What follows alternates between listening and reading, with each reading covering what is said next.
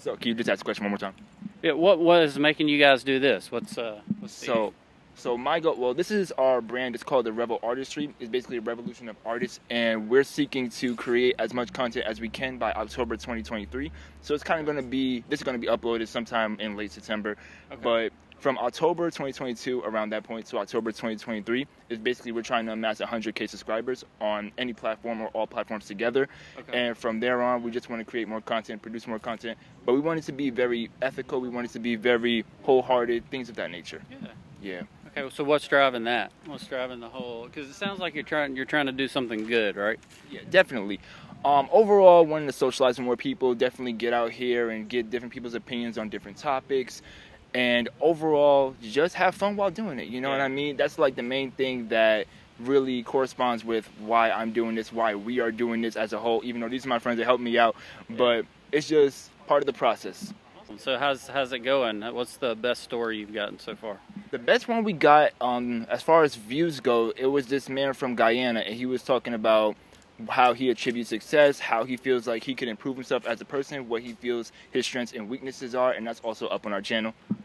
That's also up on our You channel. gotta give me your channel so I can see it, right? Most certainly, most certainly. I'll do that right after this interview. But another question I have for you is, how would you attribute success for yourself in your own personal right? Well, I was in banking for 15 years, and so worked in banking, worked my way up the ladder. I always tried to be a person that was a person of integrity, even when it wasn't as advantageous to me as it could be. I've already said, Jesus plays a big part in my life, and so what I've always tried to do is just kind of submit my life to Him and say, okay, God, I'm putting it in Your hands. I'm going to do what I believe is the right thing to do, the thing that You've taught me to do, and then leave it up to You and put it into Your hands. And so, really, I kind of climbed the corporate ladder in banking.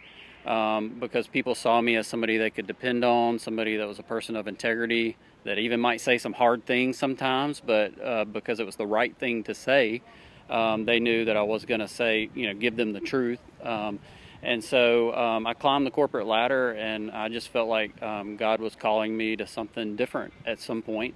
And that was to help people, and to help people know more about God, and to bless people. And moved. Obviously, you hear my southern accent, right? Yeah. Where do you think I'm from? Let's see. I originate in South Carolina, so I'm gonna say maybe around that area. Just had to guess. A little bit further south. I'm from Alabama. Oh. Okay. So moved my family from Alabama up here to New York, just to kind of be in this community and love on people. And so that's my success is not measured based off of money or power, which at one point in my life it would have been. That's why I was in banking. I was trying to make as much money as possible, maybe be a CEO of a bank one day or something. But my success is based off of the glory that God gets and the people that are touched by Him through me. I'm just a vessel at that point. So I definitely do like your goals, and what you have said so far and what it seems like you're setting out to do is definitely something that is very impactful for society, definitely in a positive way. Sure. So is there any social media that you would like to plug, or would you like to plug your business if this is a business or anything of that nature, or the books? Yeah, I mean, those are actually Bibles. So of course I would love to of course I would love to plug the Bible. My plug would be that I think today we live in a society where people want to say there is no truth, there's no objective truth, and I firmly believe there is. And I believe the best thing we could do is seek for truth, not to make us butt heads, because that's the last thing we need, right? There's so much fighting, there's so much brokenness around us. We live in this broken world, and everybody wants to fight. Everybody thinks what their view is the correct view. Politics has gotten that way. But I believe there is a truth that it's important that we all know, because not only are we in a broken world, we see we're broken people deep down, right? We're not as good as we could be. We're not perfect people. And so God saw that too, and He made a way through Jesus so that we could be reconciled to Him.